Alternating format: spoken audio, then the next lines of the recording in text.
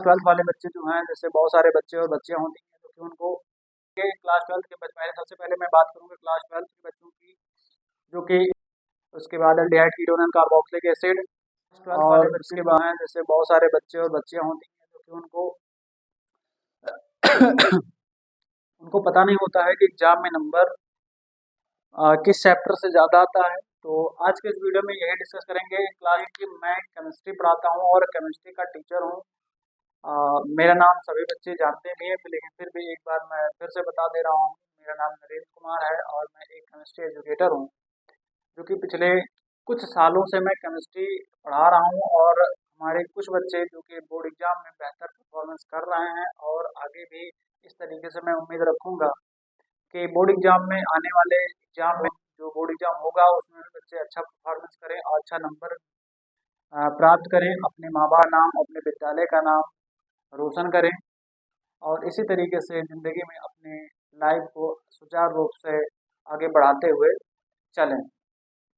चलिए बात करते हैं कि आज के इस वीडियो में कि कौन कौन से चैप्टर से ज़्यादा नंबर आएगा। सबसे पहले मैं बात कर लेता हूँ कि कुछ बच्चों को सिलेबस पहले से पता होगा और कुछ बच्चों को नहीं पता होगा। तो एक बार मैं फिर से बताना चाहूँगा आपके केमिस्ट्री में, क्योंकि मैं केमिस्ट्री का टीचर हूँ तो केमिस्ट्री की बात कर रहा हूँ। तो बाकी के टीचर जैसे फिजिक्स पढ़ाते होंगे, बायोलॉजी पढ़ाते होंगे, तो ऑलरेडी वो बता चुके होंगे। नहीं बताए हैं तो एक बार पूछ लीजिएगा। और जो बस केमिस्ट्री का क्या रहने वाला है, तो चलिए केमिस्ट्री के सिलेबस पे बात कर लेते हैं।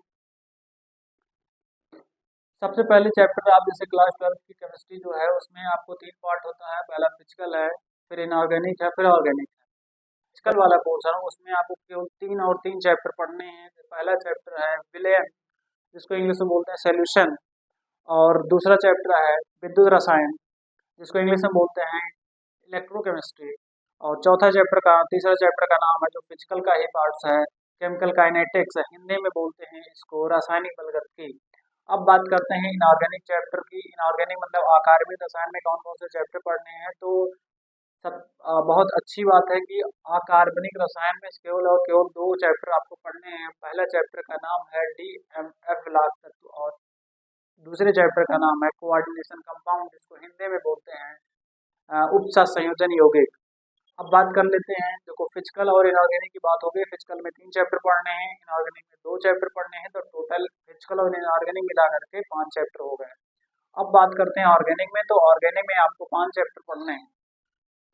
ऑर्गेनिक का 5 चैप्टर क्या होता है, जैसे मान लीजिए haloalkane haloarenes, alcohol phenol and ether, उसके बाद aldehyde ketone and carboxylic acid, और उसके बाद एमीन एंड 5वां चैप्टर है बायोमॉलिक्यूल, जिसको हिंदी में बोलते हैं जैव अणु। तो इस तरीके से कुछ चैप्टर ज़्यादा इंपॉर्टेंट है और कुछ चैप्टर को पढ़ने से आपको मतलब कुछ चैप्टर पे ज़्यादा ध्यान देना है। जैसे हेलोल्किन एंड हेलोएरिन्स है, अल्कोहल फिनॉल एंड ईथर है, एल्डिहाइड कीटोन एंड कार्बोक्सिलिक है। इन तीनों चैप्टर से आपको बहुत ज़्यादा ध्यान देना पड़ेगा और हर एक रिएक्शन को लिख लिख कर प्रैक्टिस करना पड़ता है।